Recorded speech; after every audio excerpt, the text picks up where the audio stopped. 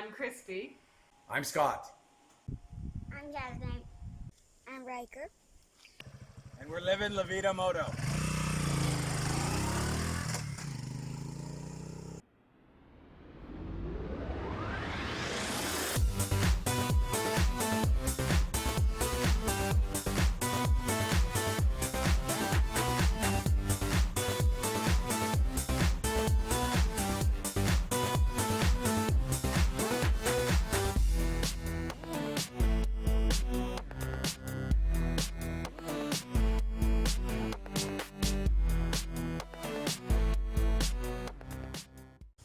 Hi, I'm Christy, and you're watching Living La Vida Moto.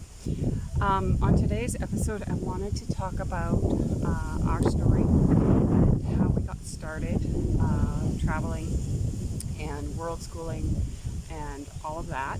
I've always loved travel and I've always wanted to travel, and I've always had a reason not to travel. I didn't have enough money, I didn't have a passport, 100 reasons. And then once I had kids, it was, well, I have kids, it's going to be expensive, all of these things. So I decided to wait, and then I had 4 kids really close in age, and I decided to wait until they were older. In 2001, I left my husband and I became a single mom. And when I left my husband, I got a department store credit card. Somebody had told me that it would be good for my credit and to use it wisely. And I did. Then in 2007, I got a thing in the mail and it said that your credit card limit has been raised. So I'm from $500 to, I think, $1,000. And then like a week later, I got another one that they had raised it more. And so the department store had a travel agency kind of inside it. And so I didn't want to go by myself, so a friend came with me and we went and booked an all-inclusive to the Dominican Republic. We went for 1 week and we fell in love. And while we were there, I was like, oh, I'd love to live here. I'd love to, stay here longer, but how would I do that? And so many questions were going through my head, and I really had to think and, kind of figure this out. And at that time, I didn't know anybody who was traveling. I didn't even know that it was a thing, other than for like really rich people. I didn't know that it was a thing. So then, fast forward to in 2010, early 2010, I found out I was pregnant with my 5th child. And I wasn't in a good relationship at the time. I thought it was good, but looking back in hindsight, it really wasn't a healthy relationship. Anyway, I was pregnant, and where we were staying was not a good place. It was expensive for what we were getting, and it was full of mold, and my youngest at the time was having asthma attacks all the time, and it just wasn't a good place for us. So I called my mom and I asked her to help me find a house because she lives in another part of Canada and she had bought a house for really cheap, like $2,000. So I went for a weekend and stayed with my mom, and they helped me get a house.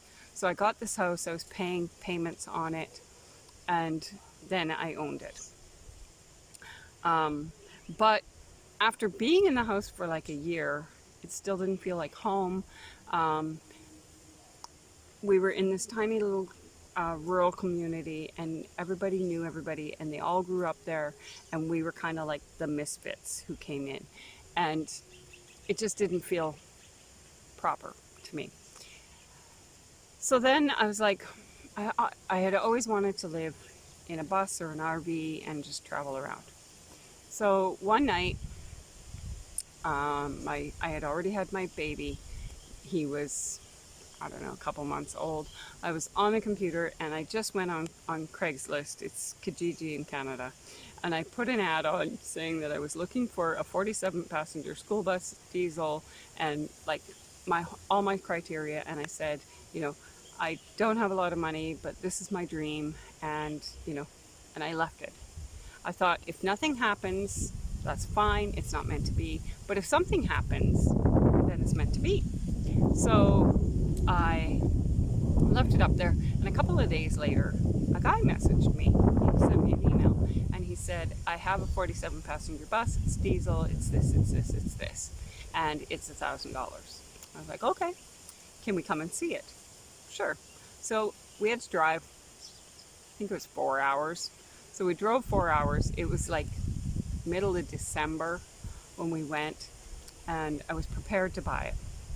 We get there, it's covered in snow, and he starts it. It started right away, and it had been bought to be a school bus in the district, but then when they got it there, the district had cut the funding or whatever, so it had never actually been driven as a school bus. It was just parked.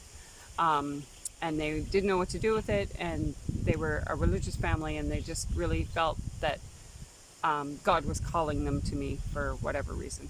So we go in to negotiate the price, and I had kids with me, and he said, well, you know, since you're a family and it's right before Christmas, he said, we'll take payments. So if you can pay us, you know, in 3 payments, the last payment being the end of January, then it's yours. Okay.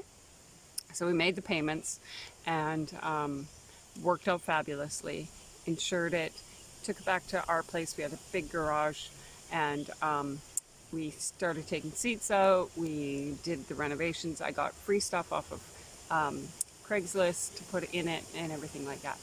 And then in April, we downsized everything, moved in the bus. It wasn't even finished, and we left. And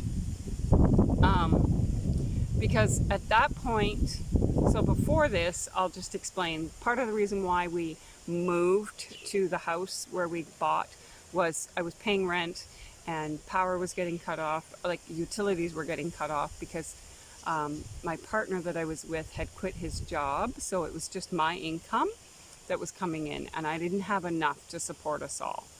And so, and he couldn't get like unemployment because I think he had been fired from his job in all reality. But so he couldn't get unemployment, and my income wasn't enough to support us all. So it was really, really tough, and it was the first time that I had ever been that low. And I was terrified that, you know, Children's Services was going to come and take my children, because I wasn't sure if I could feed them. I couldn't afford Christmas that year. I had to sit my kids down and say, I can't afford Christmas. Like, we're going to have to wait until after Christmas. So then we moved and we got the bus. So it was kind of like stepping stones, you know. And so we stayed in the bus we went in April, and then like September came, and it was starting to get cold, and I knew that like we can't stay here over the winter because it's too cold in Canada. And from doing research online, our bus was not painted. It didn't look like an RV, it looked like a school bus. So we wouldn't be able to go into a lot of the campgrounds in the States and things like that, and we wouldn't have time to go all the way from the States to Mexico without running into cold. It was too late at that point. So, and in order to be considered a motorhome, we had to have a toilet, we had to have running water, we had to have like all this criteria, and we didn't meet that criteria because we basically had like a sofa and beds, but we didn't have a bathroom, and we didn't have running water, and we didn't have, you know, we had the big jugs of water with like a pump, but we didn't have like running water with a tank underneath or anything like that. It was pretty rustic. So because everywhere we stayed had like an outdoor kitchen facility and bathrooms with showers and stuff, so we just didn't see the point. So we parked the van on his dad's property, and my partner at the time's dad's property, and I bought tickets for all of us to go to the Dominican Republic, and I rented like a little cabin. And after that, I had like $300 for 27 days. So I had one friend in the Dominican that I had met when I went on vacation all those years ago, and I called him, and he helped me get the house, and he helped us during the first month. So we got there, he picked us up from the airport, took us to a house, and his mom actually lives just down the road from here where I am now. And he would come every day with 2 big sacks of like fruit and vegetables and things that he could get for free off of his mom's plantation. Mangoes and coconuts and guavas and melons and like all kinds of stuff. And so we ate a lot of rice and a lot of the free fruit and veg that first month. But we made it, and things have just gotten better ever since. And so that's kind of how we got started. But we didn't, and so for us, I didn't have this nest egg. I didn't have a house to sell, because the house that we had in Canada, I mean, I could sell it, but nobody was buying there. Like, it's this tiny little area, and it's desolate. Like, in our town, there's like 20 houses, and probably 18 of them are for sale. And they've been for sale for many, many years. So, I mean, I could put the house up for sale, but I just signed it back over to the owner and made it as if I had just rented for a year, because what I was paying per month to own that house was actually cheaper than rent was. We loved being in our bus, we loved all that, but we couldn't stay there because of winter. So we came to the Dominican, and we stayed here for, I think it was 13 months the first time. So we stayed for 13 months, and we just loved it. We met some really amazing people and some great friends, and learned a lot. So in the first year, first 13 months, we learned a bit of Spanish, but not a lot. Then we went back to Canada because we were going to go to teach English in China. But the school that I went with was trying to do things not legally, and so they were they kept saying, oh, there's a problem with the visa, there's a problem with this, there's a problem with that. And in reality, they wanted me to come there and work illegally. So they kept saying, well, just come on a tourist visa and we'll sort it out when you get here. And maybe if I was single, I'd be okay with that. But as a mom with 3 kids in tow, I wasn't okay with that. I needed to have the visa in line. I needed to have everything in line before I got there, especially going as far as China. Like, coming here, it was a little bit different. You know, we just kind of won it and came, but it's a 4-hour flight back to Canada, whereas to China and back, it's quite a bit more. My partner at the time said, well, he would stay in Canada and we could come here. So we came, and we rented close to where we had been before when we first came, and then my income dropped, and he vanished off the face of the earth, apparently. So we had to move. So in my finding a solution, I asked a local friend, I said, where do the locals who don't have a lot of money live? So he took me to this neighborhood, we drove around, and I found this house. And it was a cute little house. It was like $50 a month. So I said, okay, I'd rent it. So I rented the house. That's where we learned Spanish, because nobody in that neighborhood spoke a word of English. There was no making it. Like where we were before, it's like a little village, but at the back end of the village, there's a lady that owns like a hostel. So they have a lot of tourists come through there, and they all speak a little bit of English, and they can kind of get by. So we could kind of get by without having Spanish because they spoke a little bit of English. But when we moved to this little neighborhood called the barrio, nobody spoke English and we didn't speak much Spanish. So there's more of us than there is of them, so we had to learn like really quick.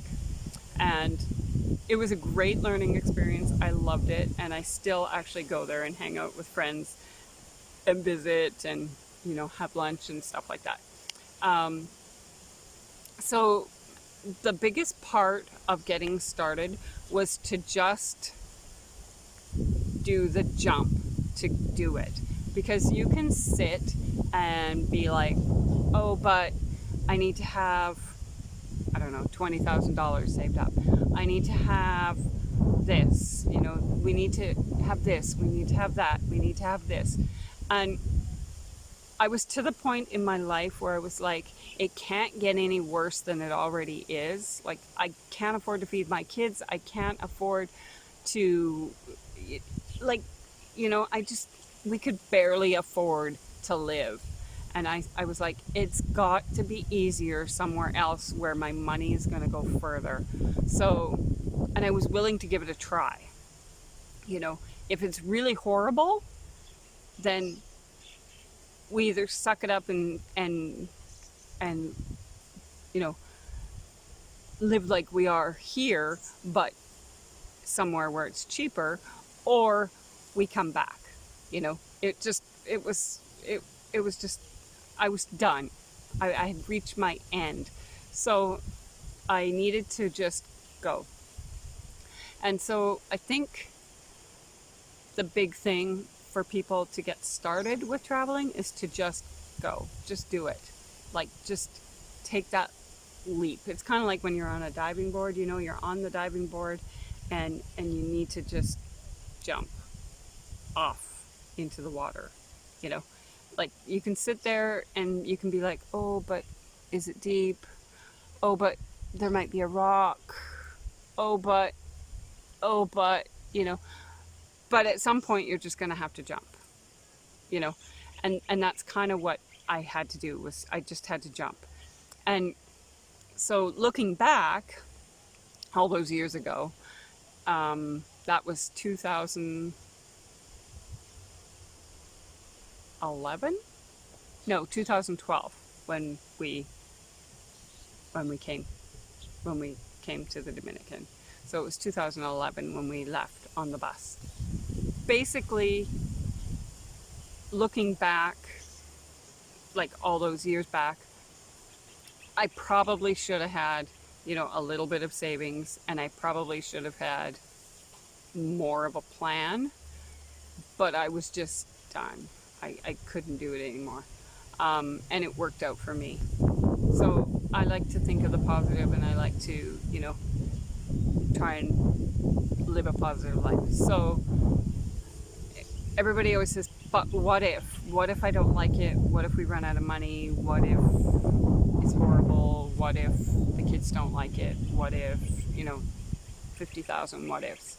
So my big thing was, the whole time that those things were running through my head, I kept saying, but what if it's amazing? But what if we love it? But what if we don't want to come back? But what if, you know, we fall in love with it? But what if it's great? You know, instead of all the negatives. And then I started thinking about, you know, just making it happen. So that's our story of how we got started. Oh, a cow. That's our story of how we got started. If you have any other questions, you're welcome to email me or put a comment below. We've been traveling for 9 years, full time, and we just enjoy exploring and hanging out together as a family and checking out the world. So and that's part of what our channel is about. And we like exploring on motos over there. So yeah, if you like our channel, please subscribe. We put out new content every week. So once again, thanks for watching. This is Livin'lavidamoto. See you next time.